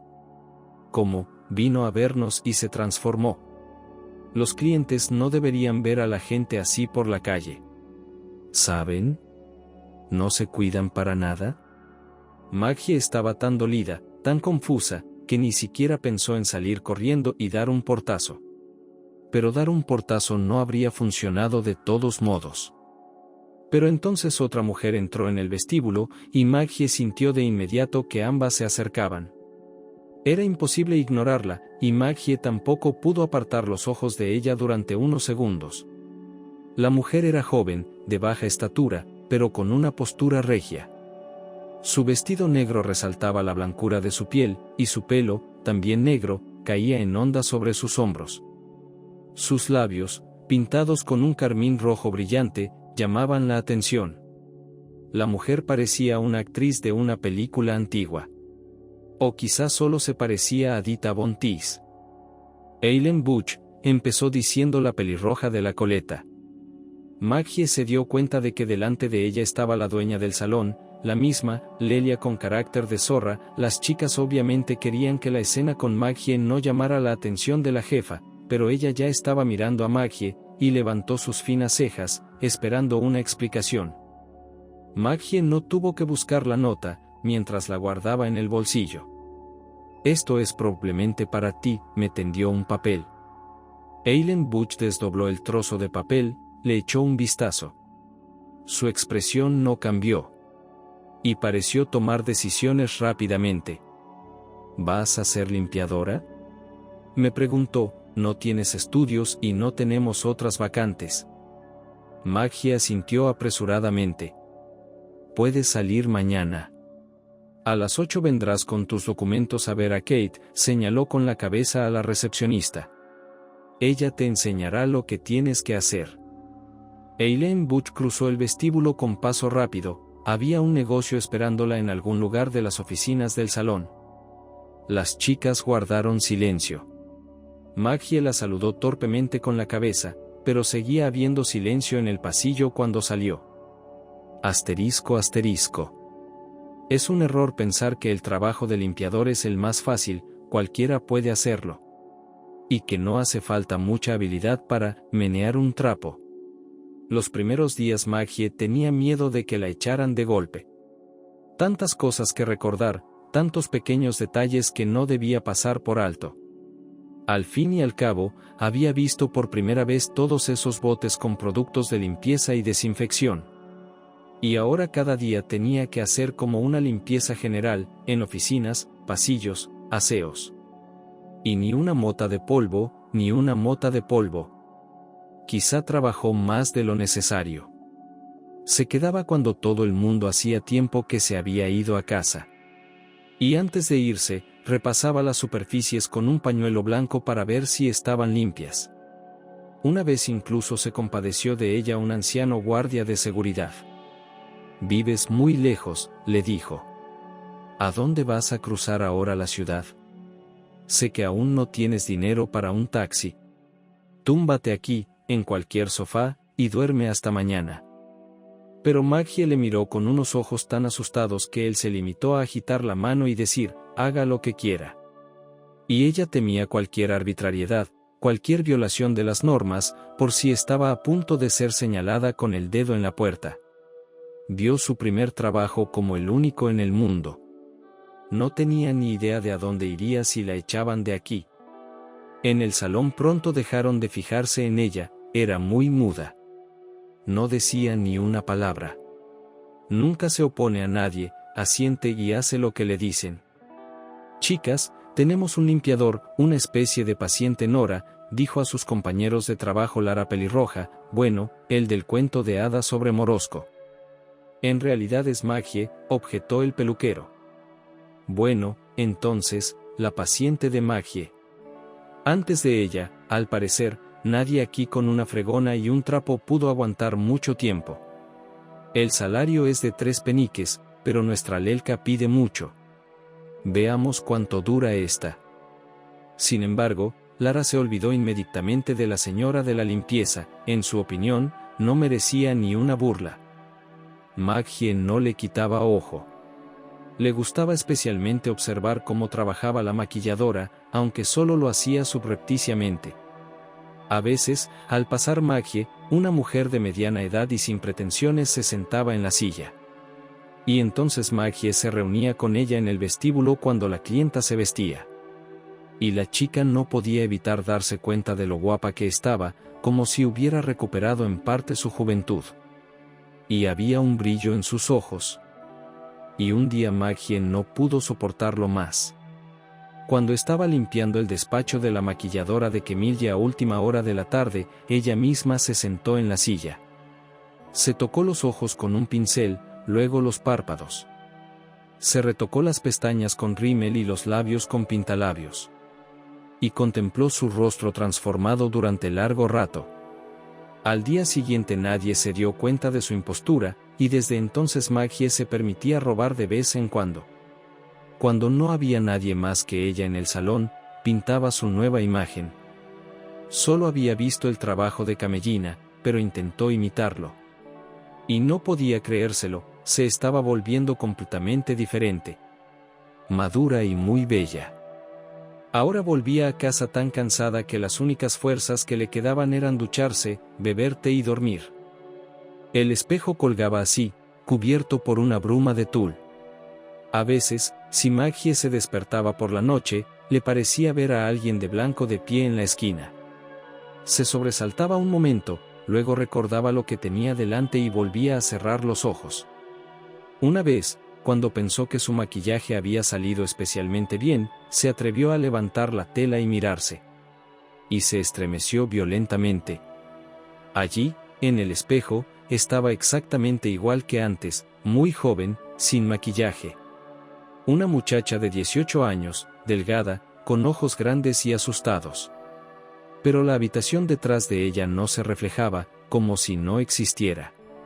Solo había oscuridad.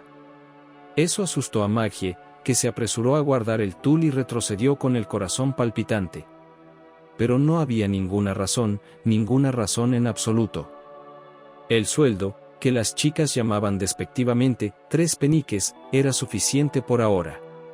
En el trabajo, Maggie se ponía inmediatamente el uniforme y se quedaba con él todo el día. Al trabajo y a casa, nunca iba a ningún otro sitio, y no tenía en qué gastarse el dinero. Aún no había visto por sí misma las tentaciones de las grandes tiendas, y ahora no le quedaban energías para el teatro. Sorprendentemente, después de que Evans hubiera hablado con ella, ya no tenía tantas ganas de ir a las obras como cuando las había respirado.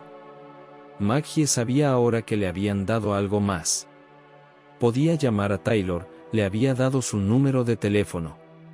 Y hablar con él, consigo mismo, no mirar en silencio a su personaje desde el auditorio. Como no solo ella, sino todo el público. No había marcado su número, pero lo tenía, lo que significaba que en cualquier momento podría coger su móvil y... ya eso la hacía sentir feliz. Habló con él mentalmente, y por ahora, eso era suficiente. Aquella tarde no se dio cuenta de que Eileen Butch se había quedado en su despacho. Maggie estaba a punto de terminar su trabajo cuando oyó que alguien entraba en el vestíbulo. La guardia saludó y le contestó una voz masculina. Sorprendentemente, no se pidió al visitante, que había entrado a una hora extraña en la que ninguno de los maestros estaba presente, que se marchara. El visitante caminó por el pasillo hacia el despacho, donde Maggie estaba terminando de fregar el suelo. La chica se agachó apresuradamente. El tabique que la separaba del pasillo era de cristal, y Maggie vio un joven con un abrigo claro, de rasgos agradables y en cierto modo familiares. «Buenas noches», empezó. «¿Y dónde?» Se miraron la una a la otra. Maggie estaba un poco confusa, preguntándose si sería culpable de algo. El joven parecía encantado. ¿Trabajando hasta tan tarde? No sabía qué decir, y era obvio que había dicho esas palabras banales solo para evitar ser descortés. Y tú buscabas, e inmediatamente se dio cuenta de quién tenía delante. Así es como Evans podría haber parecido cuando era más joven. Así que es el marido de Eileen Butch. Y Maggie dijo lo que no dudaba. Probablemente hace tiempo que se fue. Y si ves a tu padre, por favor, dale las gracias de mi parte. Pero acordamos encontrarnos aquí, dijo el joven. ¿Y tú eres la chica de la que me habló mi padre? Así que aún no se había olvidado de ella. Y a Maggie le temblaron los labios, intentaba contener una sonrisa. Así que se miraron y sonrieron. Bueno, supongo que sí se trataba de un vagabundo congelándose fuera del teatro, ese soy yo. Sobre mí. Los tacones golpearon la escalera. Eileen Butch estaba bajando. Una mirada a Maggie bastó para que se diera cuenta y apreciara su maquillaje, y comprendiera su origen. Mañana pondrás 3.000 en la caja registradora. Llevaba mucho tiempo dirigiéndose a la chica como, tú, si vuelves a tocar los cosméticos, te despedirán.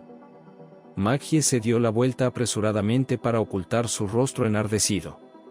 Sabía que no volvería a coger los tarros y las cajas de la mesa de Camille, ni siquiera los miraría. Después de todo, se había metido en un lío. Lelia, comenzó el joven con un suave reproche. Maggie recordó su nombre, Ireland. Ireland Smith. Pero Eileen Butch no quiso prestar más atención a este episodio. Habló de sus propios asuntos, de algunas cuentas, y fue la primera en dirigirse a la puerta. Ireland Smith, con una mirada culpable a Maggie, la siguió. Cuando la muchacha se quedó sola, no había que contar al guardia del vestíbulo, le pareció que las fuerzas se le habían agotado de golpe. No creía tener suficiente para terminar de limpiar. Se sentó un rato encorvada en un banco del pasillo y luego fregó el suelo. Y luego se fue literalmente andando a casa. Estaba nevando, con grandes y hermosos copos. No había viento y la nieve caía tan despacio que parecía una cortina que uniera el cielo y la tierra. Quería sentarme y no ir a ningún otro sitio. Y por alguna razón quería llorar. Por muy cansada que estuviera Maggie aquella noche, apenas podía dormir. Se revolvía de un lado a otro en la estrecha y dura cama, desesperada por levantarse y no quedarse dormida aún, se levantó chorreando valeriana, la única medicina que tenía. Y entonces la ira sustituyó a la tristeza que le hizo llorar. O más bien, un pensamiento le asaltó. Pero no se hará realidad, probablemente no se hará realidad. Maggie corrió al cuarto de baño, cogió un espejo pequeño de la pared, sopló sobre él y lo limpió a conciencia. Luego, sosteniéndolo en las manos, lo acercó al espejo más grande. Al fin y al cabo, si ella misma, al mirarse un rato en el cristal mágico, se cargaba de su poder, tal vez, y el espejo ordinario, se apoderaría de ella, al menos durante un rato.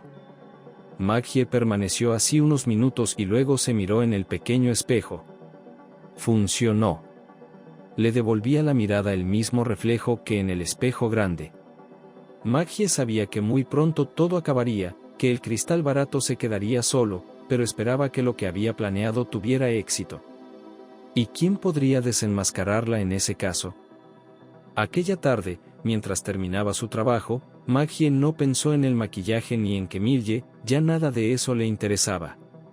Dejó el despacho de la casera para el final. Se marchó cogiendo de la mesa de Eileen Butch un pequeño espejo de pie, un costoso espejo italiano que siempre estaba en la mesa de la dueña del salón. Maggie dejó que los espejos hablaran entre sí durante la noche. Y por la mañana, al meter la pieza de su ama en el bolso, sintió que parecía más pesada. Maggie llegó al salón antes que nadie y consiguió colocar el espejo en su sitio sin que nadie se diera cuenta. Cerró el despacho y se apresuró a bajar las escaleras, a su estudio, a los trapos, los cepillos, la aspiradora.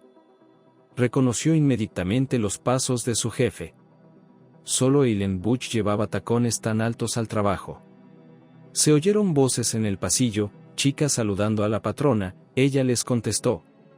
Allí estaba Eileen subiendo las escaleras, durante un rato, silencio, pero Maggie era ahora como si estuviera toda aguzada, para oír. Su oído era de repente tan agudo que se maravilló de sí misma. Y lo oyó, ese grito reprimido y horrorizado. Maggie no pudo contenerse y abrió la puerta de la escalera. Sabía que no podía entrar en el despacho de su jefe. Sabía que no podía entrar en el despacho del supervisor a menos que gritara lo suficiente como para que todo el mundo la oyera, y entonces podría entrar con la multitud. Pero era imposible no averiguar qué había pasado. Maggie apenas había llegado al segundo piso cuando se oyeron pasos en falso, quizá así es como caminan los zombies, tontos, pausa, tontos tontos, pausa larga, tontos.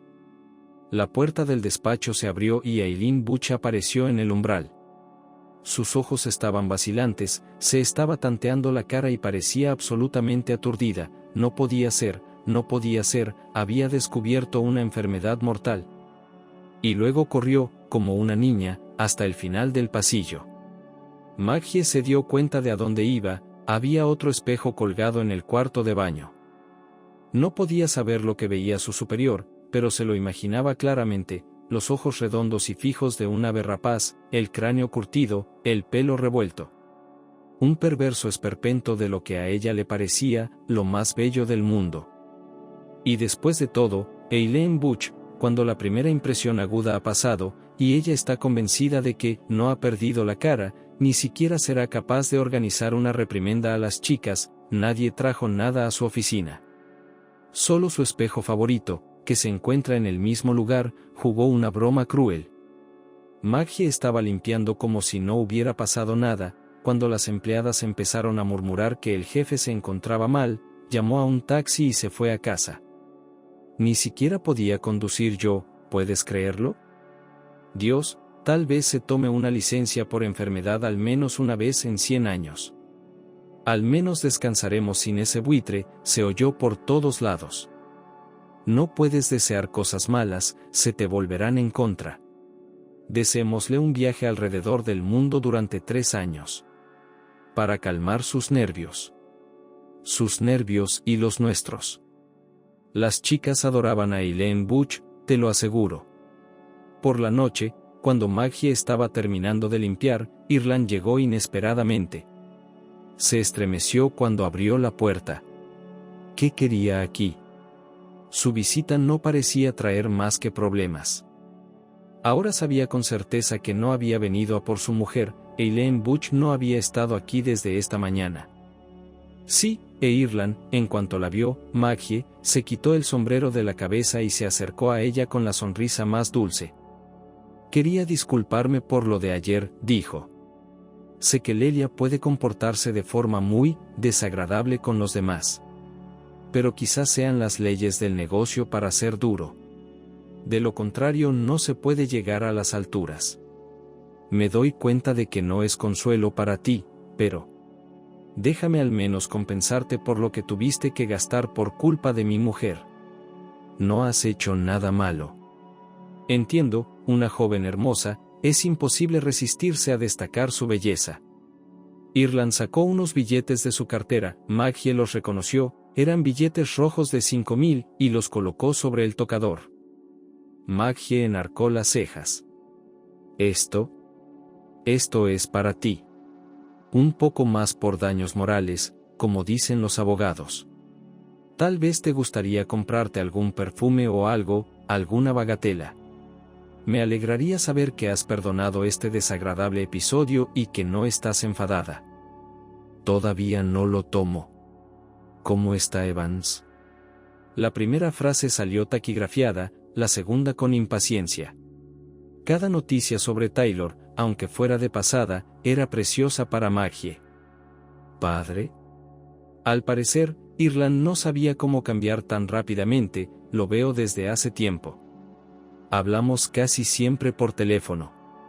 Parece que le va bien. Jugando. Maggie, sinceramente, no podía entender cómo, teniendo todas las oportunidades de estar cerca de un hombre así, y ahora no veía igual a Taylor, una no podía valorarlo, cambiarlo por otra cosa, por hablar con Eileen, por algún televisor o club, guión. El tiempo se acababa, y nunca podría recuperar lo que había desperdiciado de forma tan ineficaz. Al mismo tiempo, sintió que Ireland le hablaba de un modo especial, con un interés inusitado, las chicas de la peluquería habrían dicho, congeniando. Pero quién sabía lo indiferente que le resultaba todo esto. Suele pasar. Ambos son jóvenes, guapos, y una de las partes hace todo lo posible por sembrar algún tipo de chispa. Pero en vano. No hay fuego, ni siquiera uno pequeño. Ni siquiera la luz de una vela. Cógelo, por favor, dijo Maggie, colocando suavemente los billetes en la mano de Irish y apretándole los dedos. Y no te tortures. No estoy enfadada. De verdad que lo estoy. Asterisco asterisco. Taylor se casó muy pronto, cuando aún era estudiante de canto. Allí le consideraban uno de los mejores, pero sabía que era poco probable que viera el escenario de la capital. A menos que ocurriera un milagro y le invitaran. De otros futuros cantantes Evans difería sin precedentes para los actores modestia. Se dio cuenta de que su voz era buena pero no única, y que era categóricamente incapaz de salir masticando de un asiento. Por lo tanto, no le cabía duda de que si alguien llegaría al gran escenario, serían tipos con menos talento, pero sin duda más seguros de sí mismos. De acuerdo, que fuera un teatro de provincias, siempre que le dieran los que él soñaba. En su último año, ya participaba en representaciones en el teatro de ópera y ballet local. Y allí la vio, a Lara, una futura bailarina que tenía las piernas más bonitas del mundo. Él subía las escaleras y ella bajaba a su encuentro, para ir a su ala, que eran las aulas donde trabajaban las alumnas de la escuela coreográfica. Vio sus pies cantarines, como los llamó después, y no pudo apartar los ojos de ellos. Empezó a buscar una oportunidad para reunirse con ella. Pero ella parecía evitarle.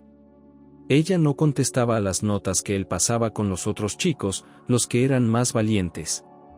Y cuando consiguió su número e intentó llamarla, ella no contestaba a sus llamadas. Más tarde confesó: odio que me miren como a un caballo de circo. Vi dónde mirabas y que mirabas. Pero esa es la primera impresión, se excusó. Yo vi la cara y el alma, solo un poco después. Más tarde, fue cuando ambos participaban en la misma obra. Y él puso todas las flores que le dieron, y estaba interpretando al protagonista y los ramos no le cabían en las manos, a los pies de ella. Cuando se casaron, su profesor le reprendió en broma por poner una cruz en su futuro. Si te casas, perderás la mitad del interés, si no casi todo. ¿Por qué no quieres mantener al público intrigado durante más tiempo? Mira los personajes que interpretas. ¿Puedes recordar una sola obra que comience con una boda feliz? Ese es el final, y ahí es donde has elegido empezar. Pero a Taylor no le importaba lo que pensaran de él. Sabía que había conocido a la única mujer de su vida, que era hombre de una sola mujer, y que era el destino. Pero resultó que Lara no pensaba lo mismo. Como se vio después, Lara se sintió atraída por la perspectiva. Un artista joven, guapo y con talento de una familia famosa.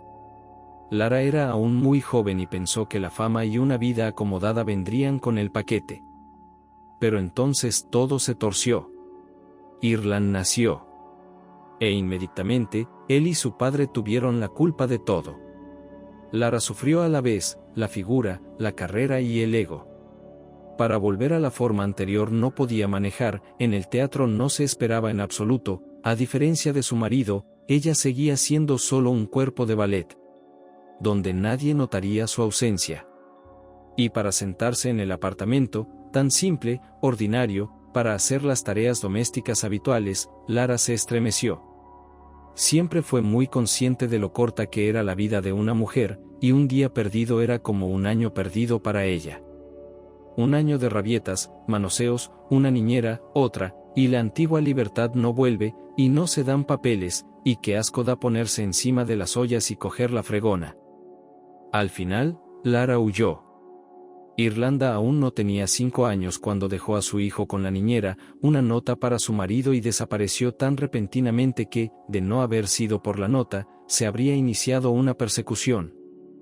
Lara se encontró mucho más tarde, en la capital, en algún lugar allí se instaló en los círculos de teatro, muy posiblemente no como bailarina, sino como una especie de administrador.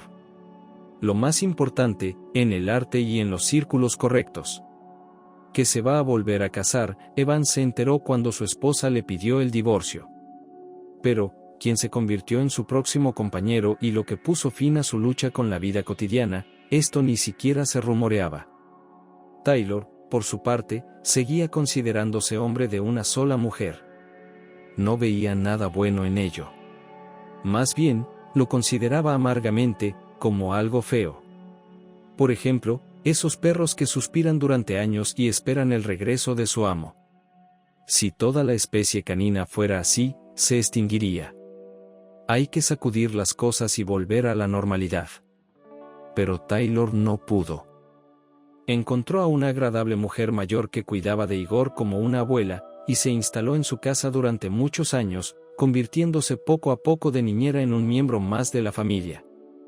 Teatro y un hijo, de eso estaba hecha la vida de Taylor, después de que Lara se fuera. Pero cuanto más tiempo pasaba, más amigos hacía. Su sinceridad y encanto, la ausencia total de la enfermedad de las estrellas, el cuidado de los demás, y el aura de gran talento, que no podía dejar de sentir, todo esto hizo que la gente se sentía atraída por él, y se formó un cierto círculo. Sin duda, Evans esperaba que su hijo fuera su principal amigo cuando Irland creciera. Pero el joven casi repitió su propio destino, se casó muy pronto y con una zorra franca. Salvo que Irland no tenía ni teatro ni talento, y Dios sabe que mantenía su alma a flote. Taylor no pudo averiguarlo. Lelia hacía todo lo posible por limitar la comunicación entre padre e hijo, temiendo malas influencias, que Irland pidiera la libertad. Pero había otros. El mismo Thomas Adams, que también perdió un hijo, solo que sin esperanza, el niño murió. Thomas también se acercó a Taylor en busca de consuelo. Personas de distintas profesiones y distintos caracteres encontraron en la casa del artista ese lugar donde las cosas materiales quedan tras el umbral, y solo importa lo que se valoró en la infancia y la juventud, la bondad, la nobleza, los sueños. Adams dijo una vez que Taylor tiene su propia mafia. Recuerda El Padrino, Evans. Don Corleone resolvía todos sus casos a través de amigos, conocidos, parientes, solo que la mayoría de la gente le debía algo y pagaba la deuda. Tú también, tengas lo que tengas, te pongas enfermo o necesites ayuda, encontrarás todo lo que necesites en tus amigos. Pero tu mafia no se basa en el miedo y el deber, sino en el amor.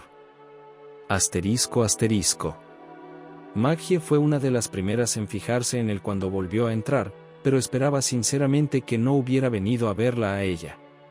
Estaba en su despacho y el salón estaba lleno de clientes, pero no iba a dejarse piropear por Irland Smith en aquel ambiente, ni a recibir de nuevo aquel desafortunado dinero.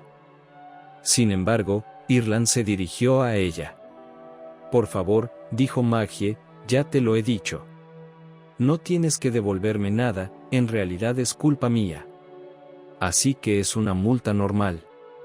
No estoy aquí para eso en absoluto. Irland parecía muy cansado y demacrado. Padre está enfermo. ¿No puedes ser su enfermera durante unas semanas?, preguntó. Sí puedes.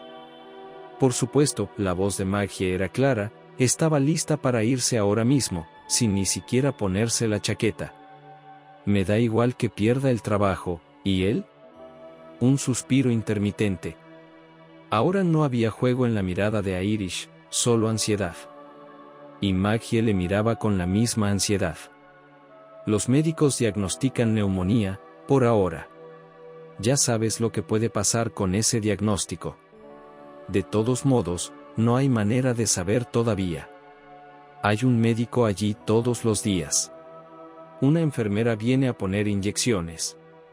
Pero necesitas a alguien que esté contigo en todo momento. ¿Estás en la máquina? Maggie preguntó, Dios, ¿qué tarifa? ¿De qué estás hablando? No me hagas daño. Las 2 semanas siguientes fueron probablemente las más duras de su vida. La enfermedad estaba dispuesta a vencer, a llevarse consigo a la artista, como ya se había llevado a tantos y tantos. El médico era de la misma mafia.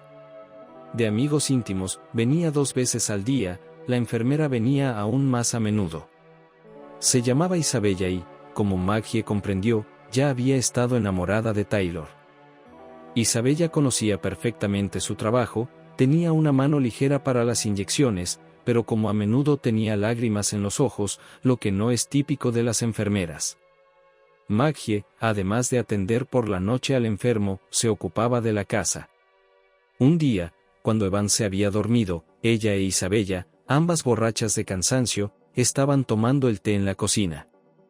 Ya sabes, es tan sencillo, tan amable, tan disponible, dijo Isabella, y Maggie supo que se refería a Taylor, pero en realidad no quiere amar a nadie más.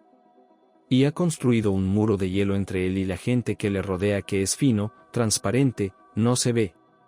Pero está ahí. Intenté, en sentido figurado, presionar todo mi cuerpo contra él y derretirlo. Pero no pude. Me congelé una y otra vez. Y duele tanto descongelarse. El médico dio a Maggie órdenes estrictas de tomarle la temperatura y la saturación cada hora y, en todo caso, de ponerse en contacto con él a cualquier hora del día o de la noche. Y que llamara a una ambulancia. Evans no se quejó, solo dijo una vez con una sonrisa culpable. Sigo buscando una postura que me facilite la respiración, siento los pulmones inundados de agua. Y luego añadió. Niños, no os preocupéis, he vivido lo suficiente. No te preocupes por mí. Aquel día le pareció que se avecinaban tiempos aún más difíciles y que el final podría estar cerca. Así que Maggie decidió volver a casa y recoger algunas cosas para poder quedarse aquí permanentemente. Unas mudas de ropa interior, las pequeñas cosas de las que no puedes prescindir si no estás en tu propia casa. Maggie tenía todo lo que iba a llevarse en un cuarto de hora. Y entonces, no sabía por qué, el movimiento era puramente mecánico, automático, enchufaba la clavija de la vieja radio en el enchufe. Cada vez que lo hacía pensaba que nunca volvería a la vida, que nunca haría ruido. Pero siempre se despertaba. Se oyó un silbido y luego crujidos, ruidos. Maggie hizo girar el volante lentamente. «Llévale el espejo», dijo Nastasia de repente, como si estuviera en la habitación de al lado. Maggie se sobresaltó tanto que casi se le cae el auricular de las manos. ¿Me estoy volviendo loca?, se preguntó a sí misma o a la radio, y casi de inmediato hizo la pregunta que creía que nunca haría: «Nastasia, ¿y mi madre?». Maggie no había pensado en su madre en los últimos años, pero ahora, cuando el vacío se acercaba y nadie estaría a su lado. «Ella no está aquí», dijo Nastasia, «perdóname a los dos, a ti y a Ger». El ruido volvió a oírse, y era tan fácil imaginar que todo era imaginación de Maggie, que empezaba a tener algún tipo de alucinación auditiva por el cansancio. Luego se acercó y, mordiéndose el labio, empezó a quitar el espejo de la pared. El apartamento de los Taylor estuvo abarrotado hasta la noche.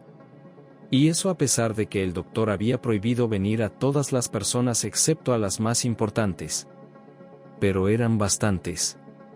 Además de su hijo, cuyo lugar estaba en cualquier caso aquí, estaba Isabella, y también aquel compañero que había cantado con Evans durante muchos años, y Thomas, que no podía ser excluido, pero pocas personas entraron en la habitación del propio enfermo. Se agolpaban en las otras habitaciones, y en la cocina, preparando té y café, hablando en voz baja. Seguro que todo el mundo está esperando para despedirse, se le partía el corazón a Maggie. Pero el enfermo dormitaba todo el tiempo, no llamaba a nadie. Finalmente, cerca de medianoche, Maggie era la única que quedaba en la casa además de Evans. Normalmente este momento era el más preciado para la chica, pero también el más difícil. Solo ella era responsable de cualquier cosa que le ocurriera a Taylor durante esas horas. El enfermo estaba medio sentado, tapado con almohadas, respirando con dificultad, pero cada vez le pedía a Maggie que no se sentara a su lado, sino que se fuera a la cama. «Pon mi té en la mesa y vete», suplicó. «Te prometo que, en todo caso, te llamaré». No es lo bastante fuerte para llamar, solía pensar Maggie, pero es lo bastante delicado. Intentará ir al más allá en silencio, para no molestar a nadie. Y distraía a Taylor todo lo que podía, le preguntaba por obras de teatro, por papeles, por artistas conocidos. Pero a menudo, cuando él empezaba a contar con entusiasmo, ella se daba cuenta de que se estaba ahogando, y entonces empezaba a hablar ella de cualquier cosa. Siempre y cuando él no la ahuyentara. Pero enseguida le llevó té, salió y regresó cargando el pesado objeto. ¿De qué se trata?, preguntó Evans en voz baja. La enfermedad no le dejaba hablar más alto. «Espejito, mírate. ¿Quieres demostrarme lo enferma y fea que me he vuelto?». Taylor le acarició el brazo con dedos secos y calientes. «Maggie, ya sé. No, de verdad. De nada». Nunca había habido en su voz un tono tan suplicante. Y miró. Se hizo el silencio. Maggie no miró al espejo, sino a Evans. Al principio su rostro se volvió cada vez más severo, severo incluso. Era la forma en que uno podría mirar a una tormenta que se aproximaba, a un enemigo a la ofensiva, y, a la última línea, más allá de la cual estaba la eternidad.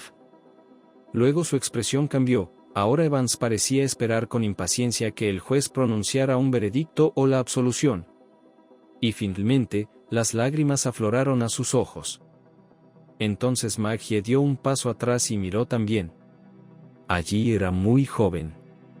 Que Taylor seguía siendo una niña en el fondo, ella lo sabía, pero ahora se confirmaba.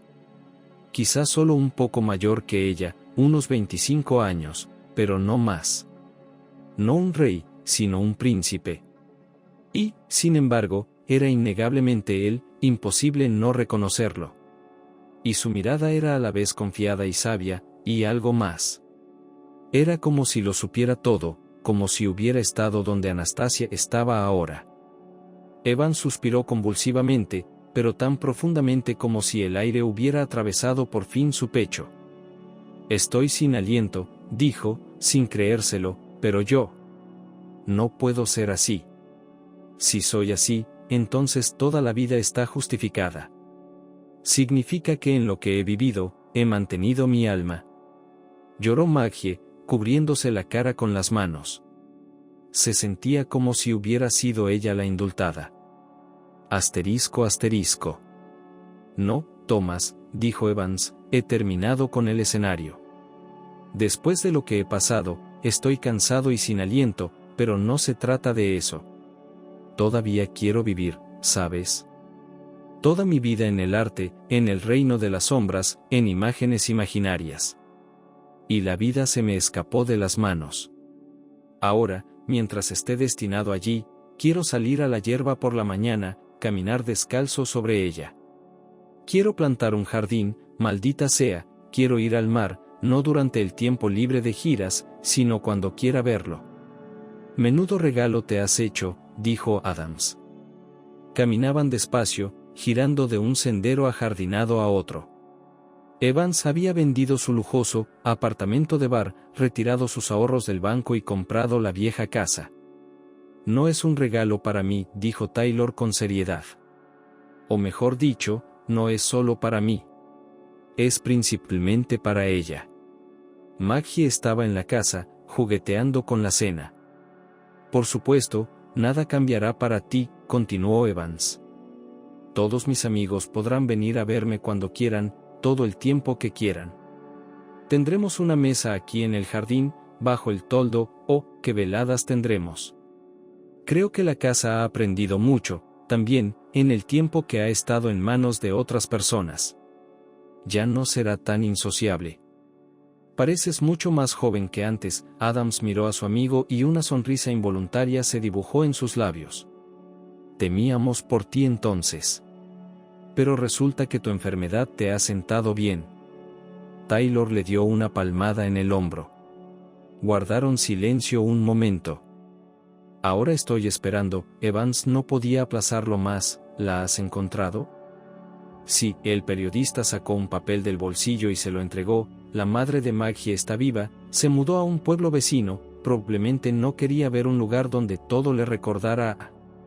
Nunca volvió a casarse, no tiene hijos. Trabajo y casa, vive bastante recluida. Aquí está su dirección y número de teléfono. Por supuesto, no se lo dije yo. Eso es entre tú y Maggie. Probablemente debería ser la primera en llamar, dijo Evans preocupada. Sería demasiado impactante si escuchara la voz de su hija de inmediato. Y Maggie debería tener cuidado, porque ella tampoco lo sabe todavía. Claro que uno no se muere de alegría, pero... Si pudo morir, fue cuando todos temíamos por ti. ¿Recuerdas cómo era entonces? Estaba toda negra. Ahora me arrepiento de haber rechazado el hospital, y ella lo vio todo. Debería haber entrado allí, a puerta cerrada. Pero entonces no te habría salvado, dijo Adams con sencillez. Así que toda esta cadena, todo el asunto, desde aquella terrible inundación, ni un solo eslabón era aleatorio, pues nada es aleatorio ni carece de sentido. La voz de Maggie venía del interior de la casa. Ahora que podía respirar más tranquila, preparó café y tarareó algo sencillo, porque sabía que la vieja casa quería oír voces vivas.